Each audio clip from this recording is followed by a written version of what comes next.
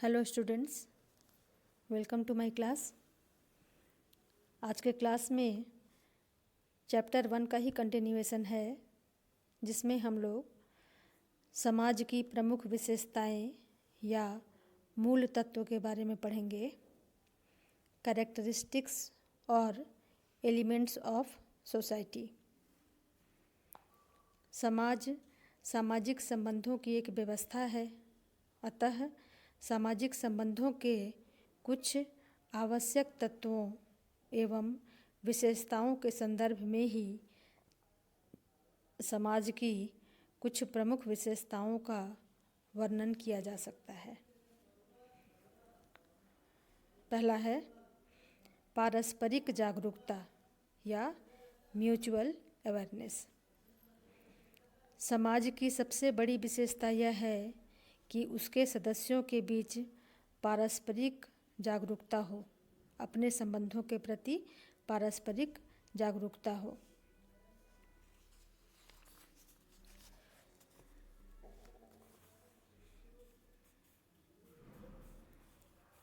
जैसे भाई बहन का संबंध, पति पत्नी का संबंध, दो मित्र के बीच संबंध। इस प्रकार हर व्यक्ति अपने अपने संबंध के प्रति जागरूक होते हैं और पारस्परिक जागरूकता के लिए आमने सामने का संबंध एक आवश्यक शर्त नहीं है। अगर हम दूर भी हैं तो हम अपने अपने संबंधों के प्रति जागरूक रह सकते हैं। यही कारण है कि पार्सन्स का कहना है कि ये संबंध प्रत्यक्ष भी हो सकते हैं और अप्रत्यक्ष भी, यथार्थ भी और प्रतीकात्मक भी। यही पारस्परिक जागरूकता सामाजिक संबंधों की एक आवश्यक शर्त एवं समाज की एक प्रमुख विशेषता है। दूसरा है समाज में सहयोग एवं संघर्ष, cooperation and conflict in society. सहयोग और संघर्ष एक दूसरे के विरोधी होते हुए भी प्रत्येक समाज की एक प्रमुख विशेषता है, साथ ही एक आवश्यक शर्त भी है। सामाजिक जीवन सहयोग के अभाव में कठिन ही नहीं बल्कि असंभव भी है, क्योंकि कोई भी व्यक्ति अपनी समस्त आवश्यकताओं की पूर्ति अकेले नहीं कर सकता है। इसलिए उसे दूसरे व्यक्तियों से सहयोग लेना पड़ता है। सहयोग के दो रूप होते हैं, पहला है प्रत्यक्ष सहयोग और दूसरा है अप्रत्यक्ष सहयोग, direct cooperation and indirect cooperation. प्रत्यक्ष सहयोग वो सहयोग हो गया जिसमें आमने सामने हम किसी की मदद करते हैं या किसी से सहायता लेते हैं, और अप्रत्यक्ष सहयोग उस तरह के सहयोग को कहते हैं कि जब हम बिल्कुल आमने सामने के संबंध नहीं हमारी है, लेकिन तो भी हम किसी काम को करने में, किसी एक भाग को करने में हम सहयोग कर रहे हैं, फिर उसके आगे वाले भाग को कोई और कर रहा है, तो इस तरह के सहयोग को अप्रत्यक्ष सहयोग कहा जाता है, जिनका उद्देश्य एक ही होता है लेकिन अलग अलग तरीके से काम कर रहे होते हैं अलग अलग जगहों पर। ठीक है, तो जैसे सहयोग समाज के लिए ज़रूरी है, वैसे ही समाज में संघर्ष का होना भी अत्यंत आवश्यक है। समाज में पाए जाने वाले संघर्ष के मुख्य कारण व्यक्तियों के आपस की शारीरिक, मानसिक या सांस्कृतिक भिन्नताएं हो सकती हैं। संघर्ष क्यों होता है? क्योंकि जब कोई आपके जैसा नहीं है, आपकी सहमति किसी के काम से नहीं होती है, किसी संस्कृति या किसी धर्म या से आप जब सहमत नहीं होते हैं, तो वहाँ पे संघर्ष की स्थिति पैदा होती है। संघर्ष दो प्रकार के होते हैं, प्रत्यक्ष संघर्ष और अप्रत्यक्ष संघर्ष। प्रत्यक्ष संघर्ष उस तरह के संघर्ष को कहेंगे जैसे कि दो सेनाओं की लड़ाई, दो व्यक्तियों या दो समूहों में दंगा फसाद अथवा मारपीट प्रत्यक्ष संघर्ष के अच्छे उदाहरण हैं। और अप्रत्यक्ष संघर्ष वह है जिसमें संघर्ष करने वाले व्यक्ति या समूह प्रत्यक्ष रूप में दृष्टिगोचर नहीं होते। प्रतिस्पर्धा या कंपटीशन इस प्रकार के संघर्ष का एक उदाहरण है। अप्रत्यक्ष संघर्ष समाज की उन्नति के लिए अति आवश्यक है, क्योंकि अप्रत्यक्ष संघर्ष में हम मार पिटाई या हिंसा का सहारा नहीं लेते, बल्कि अपने प्रतिद्वंदी को हराने के लिए हम अपनी गुणवत्ता में सुधार करते हैं और अपनी क्वालिटी में को इम्प्रूव करते हैं।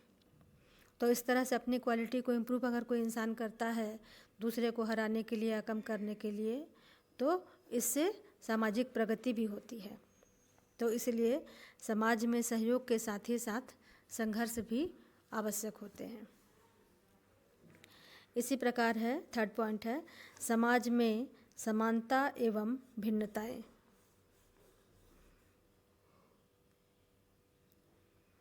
एक समाज की एक अन्य प्रमुख विशेषता यह है कि इसमें समानता और भिन्नता दोनों ही देखे जाते हैं।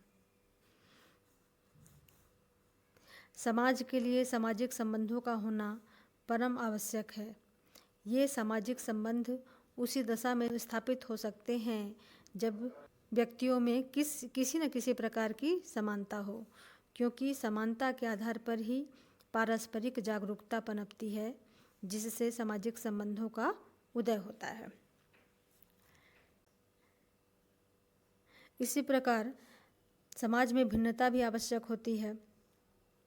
अगर भिन्नता नहीं रहे, सारे लोग सिर्फ एक ही जैसे रहेंगे, तो फिर बहुत जितनी भी हमारी आवश्यकताएं हैं वो कैसे पूरी हो पाएंगी। अलग अलग तरह के लोग ही अलग अलग काम करते हैं, इसलिए हमारी अलग अलग ज़रूरतों को पूरा करते हैं।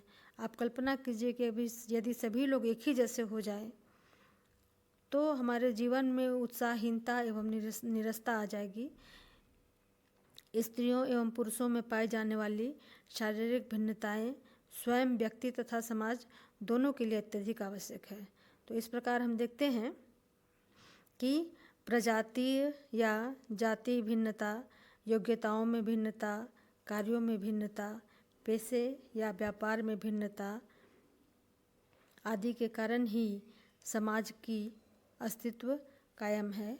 और इस प्रकार हम कह सकते हैं कि समाज में समानता के साथ साथ भिन्नता दोनों सन्निहित है। ठीक है। इसके बाद है, फोर्थ पॉइंट है, अन्योन्याश्रितता, इंटरडिपेंडेंस। अन्योन्याश्रितता भी समाज की एक प्रमुख विशेषता है। वास्तव में समाज का जन्म भी इसी कारण हुआ है। मानव की कुछ आर्थिक, शारीरिक, सामाजिक अथवा राजनीतिक आवश्यकताएं होती हैं। इन आवश्यकताओं की पूर्ति के लिए उन्हें एक दूसरे पर आश्रित रहना पड़ता है, इसलिए उसे दूसरों से संबंध स्थापित करना पड़ता है। मानव की सामाजिक, सांस्कृतिक एवं प्राणीशास्त्रीय आवश्यकताएं उसे सामाजिक प्राणी बनने के लिए मजबूर करती है। अन्योन्याश्रित कहने का मतलब होता है कि आप एक दूसरे के ऊपर इतना ज़्यादा डिपेंड हैं, इतने आप निर्भर करते हैं कि एक के बिना दूसरे की अस्तित्व संभव नहीं है। तो इसीलिए समाज में ये संबंध पाया जाता है लोगों के बीच कि अगर किसान नहीं हो तो व्यापारी का अस्तित्व नहीं है, व्यापारी नहीं हो तो हमारे तक भोजन नहीं आएगी, हमारा अस्तित्व भी खतरे में पड़ेगा। तो इस तरह से हम सभी लोग एक दूसरे पर अन्योन्याश्रित रूप से निर्भर करते हैं। तो एक समाज के लिए ये होना अत्यंत आवश्यक है। नेक्स्ट पॉइंट है, समाज अमूर्त है। तो हम पहले ही आप लोग को बता चुके हैं, अमूर्त कहने का मतलब होता है कि जिसकी कोई भौतिक आकार नहीं हो, जो कोई मूर्त आकार में नहीं हो, है ना। अमूर्त कहने का मतलब उसका अस्तित्व तो है लेकिन कोई शेप में नहीं है, उसे हम छू के या देख के हम नहीं बता सकते हैं। तो हम समाज की परिभाषा में ये बताए थे कि समाज व्यक्तियों का समूह न होकर मानवीय संबंधों का जाल या एक जटिल व्यवस्था है। सामाजिक संबंधों को न तो मूर्त रूप से देखा जा सकता है और न ही हाथ से छुआ जा सकता है। इसलिए समाज एक अमूर्त व्यवस्था है। ठीक है। नेक्स्ट पॉइंट है, समाज केवल मनुष्य तक ही सीमित नहीं है। तो जैसे हमारी एक आम धारणा है कि समाज जो है वो सिर्फ मानवों के बीच में, मनुष्य के बीच में होती है, क्योंकि कहा जाता है कि मनुष्य एक विवेकशील प्राणी है। तो एक विवेकशील प्राणी होने के नाते वो अपने लिए रीति रिवाज और समाज का निर्माण करते हैं। उनमें पारस्परिक जागरूकता की स्थिति रहती है, ऐसा एक आम धारणा है। लेकिन पशु पक्षी कीड़े मकोड़े में भी जागरूकता होती है, और ये अलग बात है कि उनकी जागरूकता कम होती है। लेकिन जानवरों में भी मनुष्यों की तरह ही एक तरह की एक जागरूकता की भावना होती है, जिसके कारण कि उनका भी एक अपना समाज होता है। इसलिए अन्य प्राणियों में भी समाज होता है, केवल मानवों का ही समाज नहीं होता है। लेकिन समाज शास्त्र केवल मानव समाज का ही अध्ययन करता है। ठीक है। तो इस प्रकार हम देखें अभी कि समाज की प्रमुख विशेषताएं या मूल तत्व हो गए। पहला, पारस्परिक जागरूकता। दूसरा है समाज में सहयोग एवं संघर्ष। तीसरा है समाज में समानता एवं विभिन्नताएं। पांचवा है समाज अमूर्त है। और छठा है समाज केवल मनुष्य तक ही सीमित नहीं। ठीक है।